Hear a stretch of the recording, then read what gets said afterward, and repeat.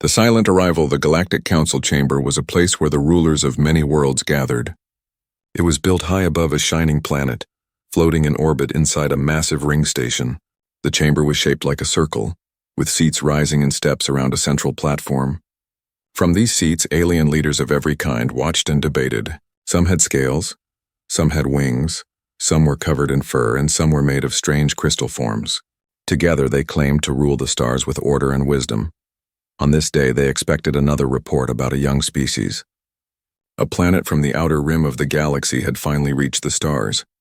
That planet was called Earth. Many of the council members had heard of humans before, but most paid little attention. They were too new, too small, too primitive to matter. Some of the councilors laughed when they heard the news. Others dismissed it with a wave of their claws or tentacles. In their minds, humans were just one more species that would either join the council quietly or fade into nothing. But the laughter died quickly. A voice broke the noise inside the chamber. It was the voice of the council's grand speaker, a tall alien with dark eyes that reflected light like pools of oil. His voice echoed across the walls as he read the incoming report. A ship has entered restricted space.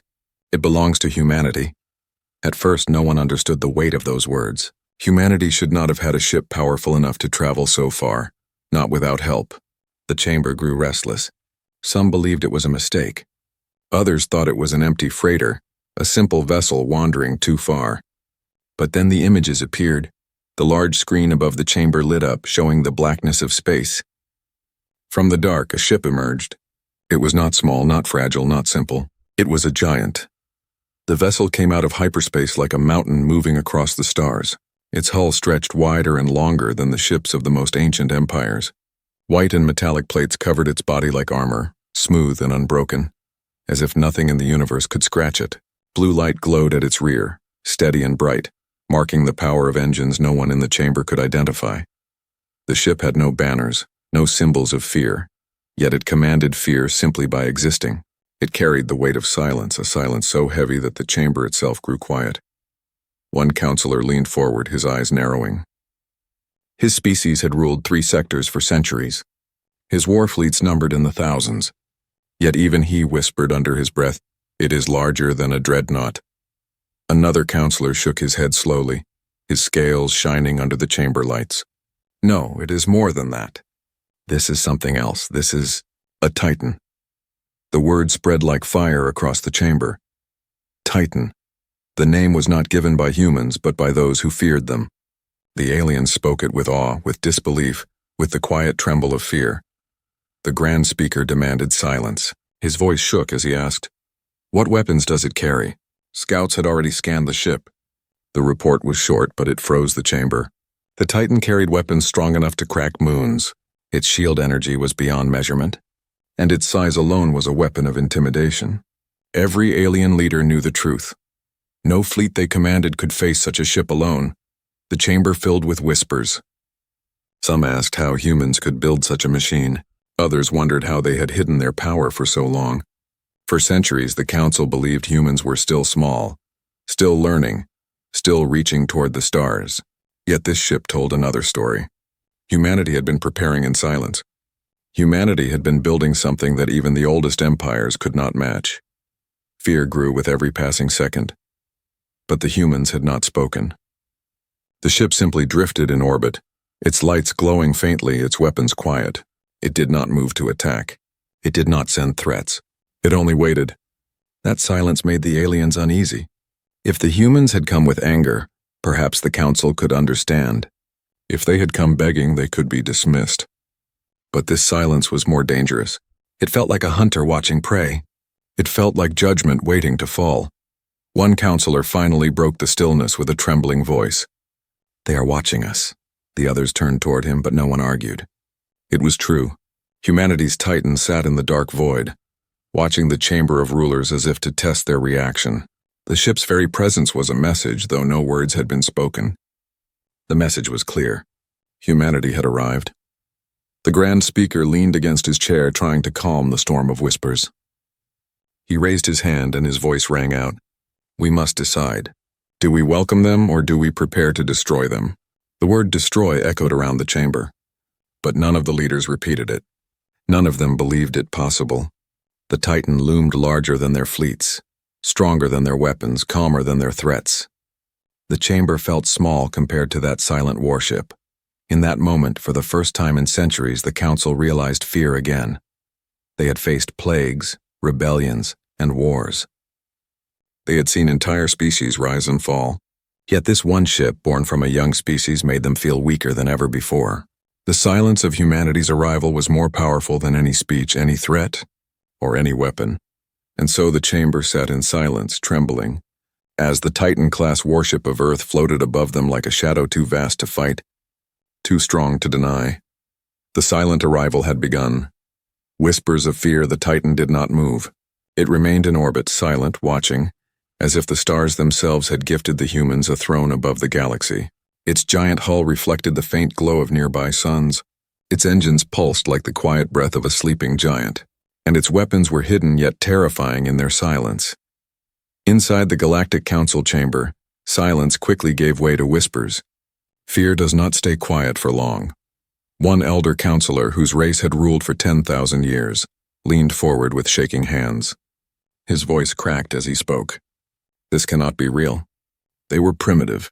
They were not supposed to have this. Another, with a body made of crystal shards, hissed sharply, the sound like glass breaking. Yet it is real. Look at it. No ship that size should move with such grace. No young species should have power greater than the Empire's. The whispers grew louder. Around the chamber, alien rulers muttered to each other, their voices layered with fear, anger, and disbelief. The air became heavy, filled with confusion. Reports from scouts were played again and again. The Titan's shields absorbed scans and returned nothing but noise. Its weapons glowed faintly, though none could be identified. The ship seemed like a wall of iron and fire that no weapon could pierce. Even its energy signature was a mystery. The oldest engineers of the Council could not explain how such a vessel could exist. Some counselors insisted that humanity had received help from an older race. Perhaps they had stolen forbidden knowledge. Perhaps some hidden empire had chosen to arm them. Others whispered darker fears and more, that humanity had done this alone in secret without aid. While the Council watched and underestimated them, the thought of it made their voices lower, almost whispers of prayer. The Grand Speaker struck his staff against the floor to demand order. The sound echoed across the chamber. "Enough," he commanded. "We must decide what this means." Humanity was never seen as a threat. Now they arrive with a warship greater than any other. This cannot be ignored. But his call for order only opened the flood of voices. One counselor, with wings folded tight around his body, shouted, "We must demand they stand down. No one is allowed to move such a ship into Council space without permission. They must leave or we destroy them." His words sounded strong, but his eyes betrayed doubt. He had seen the same images as the others. He had seen fleets fall before, but never to something this size. Another, a reptilian leader with scales of silver, hissed in reply. "Destroy them, you fool? Did you not see? 1,000 ships would not break that shield. That vessel carries weapons that could burn your fleets to ash before they even fired. We cannot destroy what we do not understand." The chamber divided. Some demanded humanity's removal. Others begged for restraint. Some wanted to open talks at once, while others whispered of striking first before it was too late. Yet beneath all these words, one truth spread silently among them. Humanity had changed the balance. For centuries, the Council had lived in certainty. They were the oldest, the wisest, the strongest. They judged which species would join their order, and which would remain in the dark. Now, for the first time in living memory, that certainty was broken. The Titan had broken it. A younger delegate, small and trembling, asked the question none wanted to hear. "If this is only one ship, how many more do they have?" The chamber fell still. The question sank into every mind like a blade. If humanity could build one Titan, they could build more. If they had more, entire empires could fall in a single war. For a long moment, no one spoke. Then another voice rose, soft but clear. "Perhaps they do not want war. Perhaps this is not a weapon of conquest. Perhaps it is a warning or a shield." The idea stirred unease. If the Titan was only a defense, it meant humanity had prepared for something worse than the Council could imagine. What enemy had they expected? What terror had forced them to create such a monster of steel? Some leaned closer to their neighbors, their whispers almost shaking. "Maybe it is not us they fear. Maybe there is something else out there." something they are preparing for. But others did not believe it. To them, the Titan was no shield. It was a blade, sharp and waiting, carried by a species too young to be trusted. The Grand Speaker raised his staff once more. His dark eyes scanned the chamber, filled with leaders who were no longer proud but afraid. His voice was heavy. We cannot run from this. Humanity has forced us to face a choice.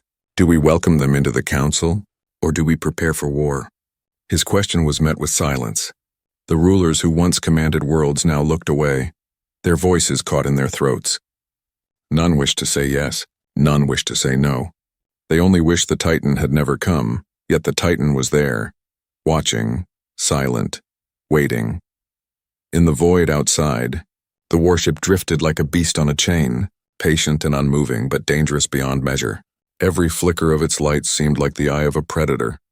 Every hum of its engines sounded like the breath of something too powerful to fight. The whispers in the chamber returned, softer now, like prayers. Words of fear spread from one leader to another. The mighty council, the rulers of the galaxy, trembled as they wondered if their age was ending. The Titan had not fired a single shot, but it had already conquered them. Humanity speaks, the Titan remained still. It had not moved since its arrival, yet the council chamber could not rest. Hours passed with endless debate, but every voice returned to the same question. Why had humanity come and what did they want? Fear is heavy and it grows stronger in silence. The longer the Titan waited, the more it felt like the chamber itself was shrinking under its shadow. Some leaders demanded action, others urged caution, but none dared to send the first strike. They all knew the truth. To strike the Titan was to invite destruction. The silence ended at last. The great screen above the chamber flickered to life. Static filled the air for a moment, and then a face appeared. It was human. The chamber fell still. The human was young compared to the ancient rulers of the council, yet his voice carried a strange weight. His features were calm, his eyes steady, and his expression unreadable. Behind him, the lights of the Titan glowed faintly, as if reminding everyone who truly held power in this meeting. He spoke with no arrogance, but also with no fear. His words were simple, yet each one struck harder than any weapon. We are humanity. We do not come to conquer. We do not come to beg. We come to stand. The chamber shifted uneasily. The words were not threats, but they carried force. A murmur passed among the counselors. The human continued. For centuries we have watched the stars from a distance. We knew you watched us as well. You saw us as small, as unready, as weak. You were wrong. He paused, his gaze steady. The silence was louder than his voice. We built this ship not to destroy but to survive. We built it because we learned that in this galaxy, survival is not given. It must be taken. We have come to tell you that Earth stands ready. We seek peace, but we will not kneel. The words struck like lightning. Many counselors looked at each other, their faces pale, their bodies tense. Some wanted to deny the message, to laugh it off as pride. But none could deny the image of the Titan behind him. Larger than their fleets, stronger than their nations. Humanity's words were no empty boast. One counselor, trembling but desperate, rose from his seat. His voice echoed across the chamber. If you wish for peace, why come here with a warship? Why show us this Titan, if not to frighten us? The human turned his head slightly, his calm face never breaking. Because peace without strength is an invitation to chains. We come with our strength, so you will know our peace is not weakness. The chamber shook with whispers once again. Some counselors lowered their eyes, unwilling to meet the gaze on the screen. Others whispered to their neighbors, fearful of what such a philosophy meant. Humanity had not asked for permission. Humanity had declared itself. A crystal-bodied counselor spoke, his voice sharp like cracking glass. Do you mean to challenge us? Do you mean to stand against the council itself? The human shook his head. His voice was calm, but every word carried an edge. We do not seek to challenge. We seek to exist. If you allow it, we will be allies. If you forbid it, we will still exist. If you strike us, we will endure. That is humanity. The silence that followed was suffocating. For the first time in memory, the council did not know how to respond. They were used to demands, to pleas, to threats. But this was none of those things. Humanity had spoken with calm certainty, as if their survival was already written. The Titan floating outside made those words unbreakable. One elder counselor whispered, barely audible, They believe in themselves more than any of us believe in our own empires. Another whispered back, no, they know themselves. That is more dangerous. The Grand Speaker rose slowly, his dark eyes fixed on the human's face. His voice was controlled, but his hands trembled around his staff. Humanity, what do you ask of this council? The human's gaze did not waver. His reply was as simple as it was unsettling. Recognition.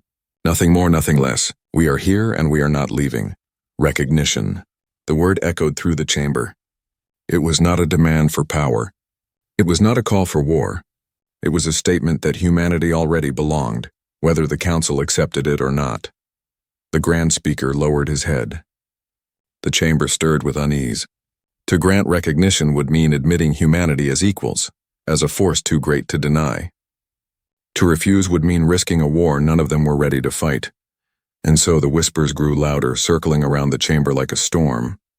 Some whispered that humanity's courage was dangerous, that such pride would bring only chaos. Others whispered that it was wisdom, that perhaps this young species carried the fire the galaxy had long forgotten. Through it all, the human waited, calm and silent, as if he already knew the decision had no escape. Outside the chamber, the Titan drifted quietly, its giant frame casting a shadow across the stars. Its lights flickered faintly, its engines hummed like distant thunder, and its weapons remained silent but ready. To the council, it looked less like a warship and more like a judgment waiting to fall. The chamber trembled not because of violence, but because of words. Humanity had spoken and the galaxy had listened. The whispers did not stop. They grew heavier, darker, more desperate, and in every whisper one truth was clear. The age of certainty was ending.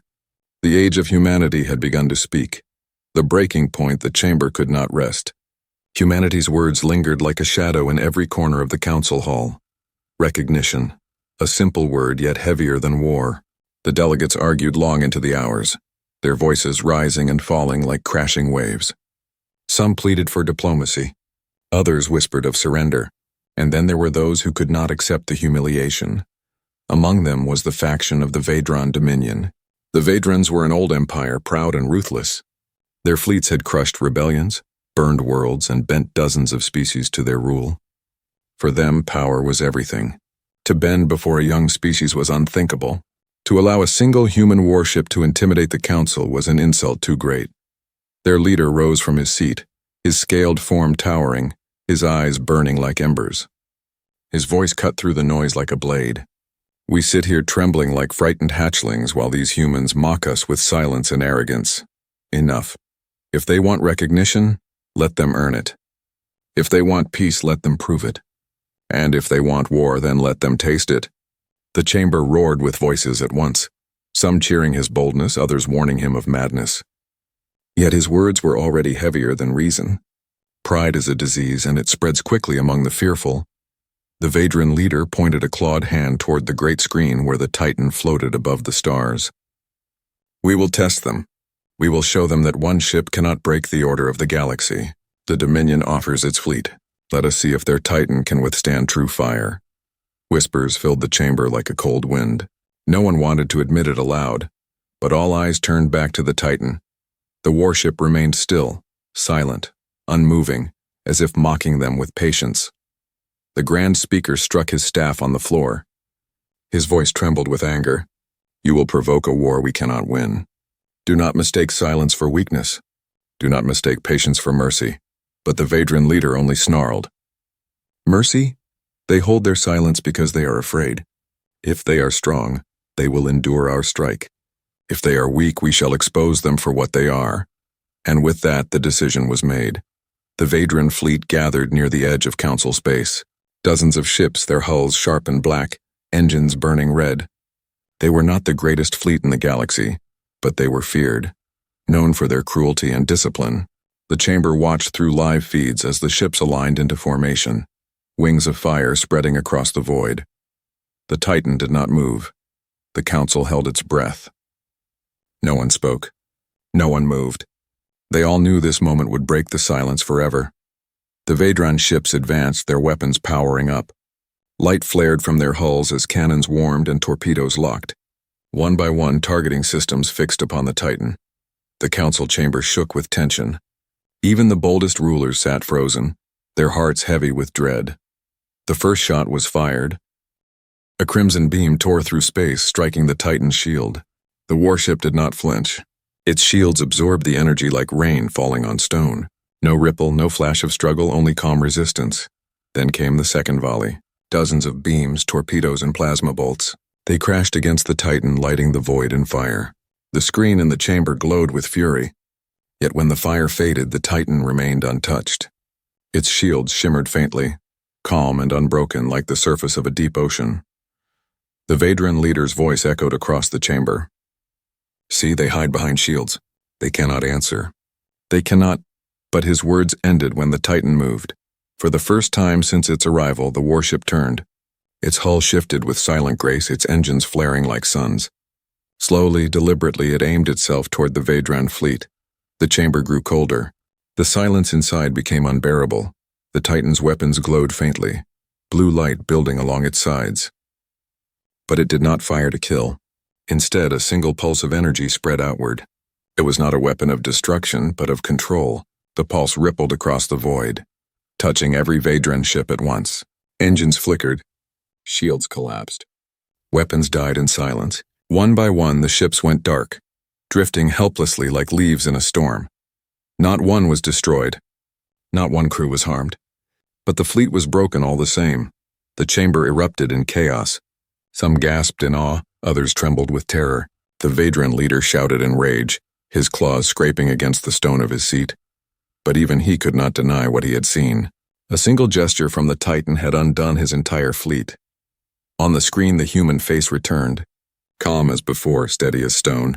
His voice was quiet, but it cut sharper than any blade. "Understand this. We did not come to destroy, but we will not be tested again." The words hung heavy in the chamber. The defeated Vedrans sat silent, their pride shattered. Other counselors looked away, ashamed at their own doubts. For the first time, the council understood that humanity's mercy was not weakness. It was power greater than destruction itself.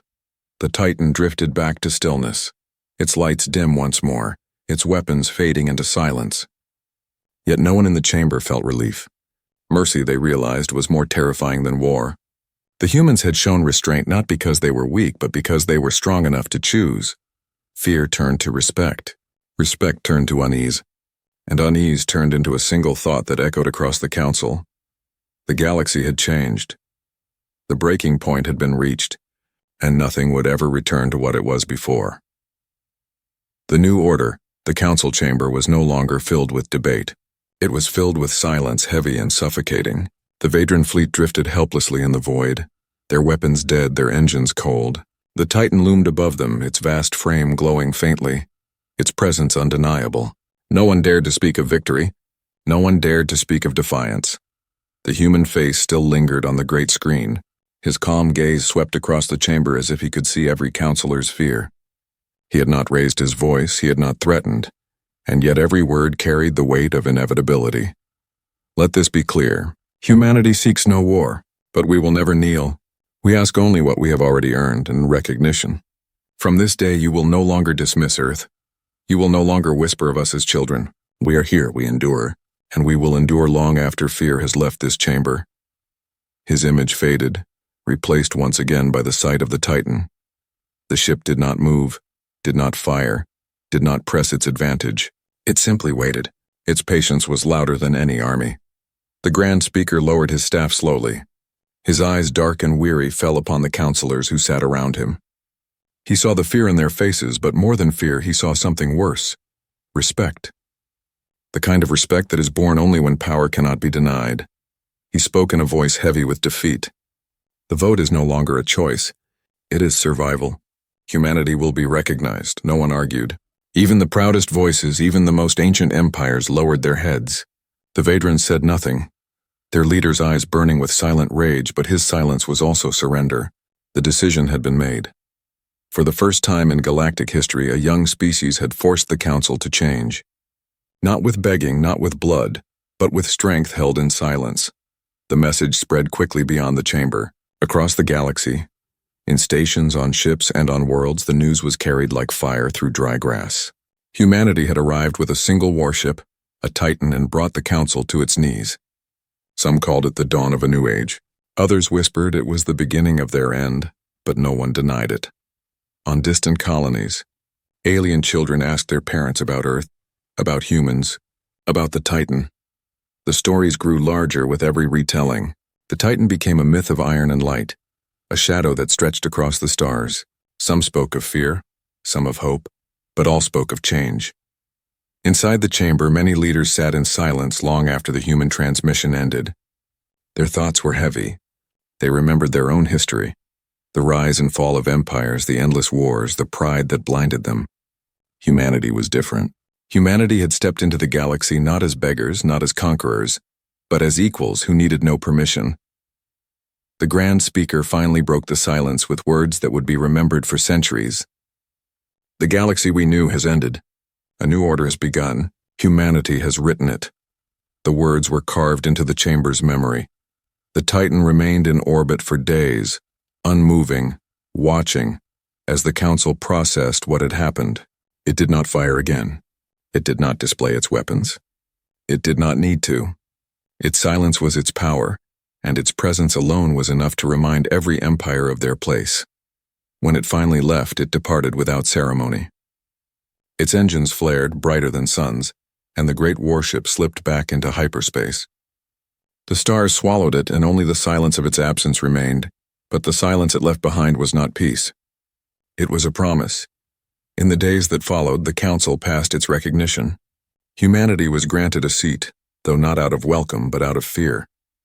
Still, humanity did not demand more. They had asked only for acknowledgement, and they had taken it. That restraint unsettled the old powers more than conquest ever could. For mercy is not weakness. Mercy is strength under control. Whispers continued in every chamber, in every empire. Some feared humanity would build more titans and rule the stars. Others hoped humanity would lead them into a new era. And some, in the darkest corners, plotted how they might one day challenge Earth again. But all knew one truth. The galaxy had changed forever. The Titan was gone, but its shadow lingered across the stars. It had left the Council trembling, left fleets drifting powerless, left rulers speechless. Yet it had not conquered by destruction. It had conquered by restraint. In that silence, the galaxy realized something they had never admitted before. Humanity was not to be tested. Humanity was not to be dismissed. Humanity was to be remembered. And so, in every whisper of the Council, in every fearful dream of the old empires, one thought endured: the Titan will return.